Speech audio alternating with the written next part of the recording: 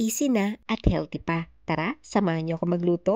Hello mga mamsi sa Japan, good morning! Ako nga po pala si Mami Roxanne. Ang lulutuin ko nga pala ay renkong hasami tuna age. Ang renkong nga pala ay lettuce root kung tawagin. Hindi ko lang alam kung meron ito sa Pilipinas. Pero dito sa Japan ay kinakain at niluluto ito dahil marami itong benefits. Katulad na lang ng vitamin C, fiber, mineral, potassium, iron, calcium, at magnesium. At meron din pala itong vitamin B. Etong nabili ko ay malinis naman pero hinugasan ko pa rin. Meron kasing nabibili na merong pang lupa at sumunod naman ay binalatan ko na rin. At dahil hasami nga na ang ibig sabihin ay gunting or yung inipit, bale hiniwa ko lang ang renkon ng paganito. Mamaya ipapakita ko sa inyo kung bakit hasami. Ilagay ko muna ito sa tubig para hindi mangitim. Sumunod, gumamit naman ako ng 3 tuna. Ito nga palang gamit ko ay plain lang. Tinanggal ko na rin nga pala yung pinaka-oil nito. Sumunod, nilagyan ko na rin ng shokusho or salt and pepper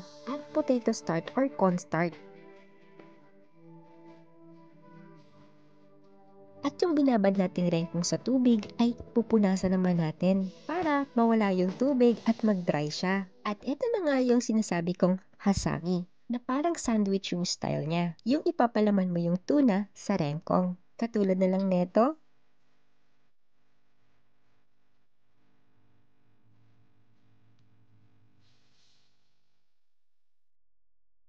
At nang nagawa ko na nga lahat, igugulong naman natin ito sa cornstarch or potato starch. Katulad na lang netong ginawa ko.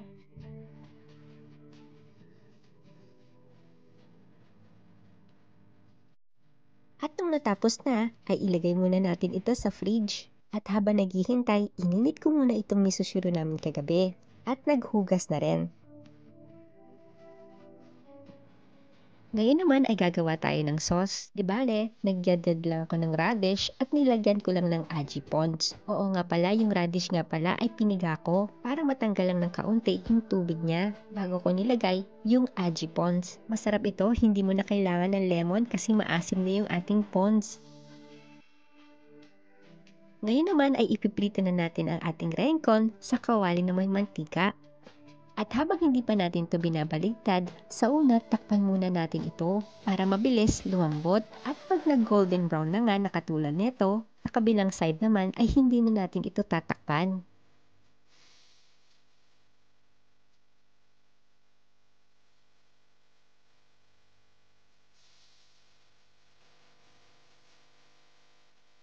At dahil hindi na nga ako nakatiis, tinikman ko na. Ang sarap kasi nito dahil malutong, lalo na kapag sinawsaw mo dito sa ating sauce. At kahit nag-e-edit ako dito, naglalaway pa rin ako dito.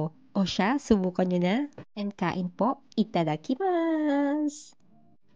Kahit mga kapatid ko sinasabi ito at tinatanong sa akin, paano ba maging tahimik? At iilan dito'y kilala talaga akong tahimik. One thing I observe and learn sa buhay, and as I mature, sa totoo lang, hindi mo kailangan manalo palagi sa argumento o pakikipagtalo o taasan ng ihi para lang manalo. At hindi mo kailangan ipaliwanag palagi ang sarili sa ibang mga tao, lalo na kung ang isipan nila ay sarado. Sabi nga, silent is already powerful dahil ito ay isang bagay na hindi maaaring gamitin laban sa'yo.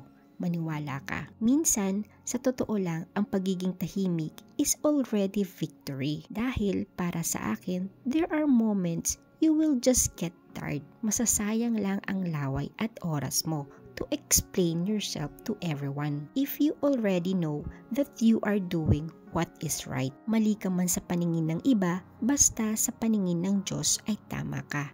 Yun ang mahalaga. Yun lang po. Salamat!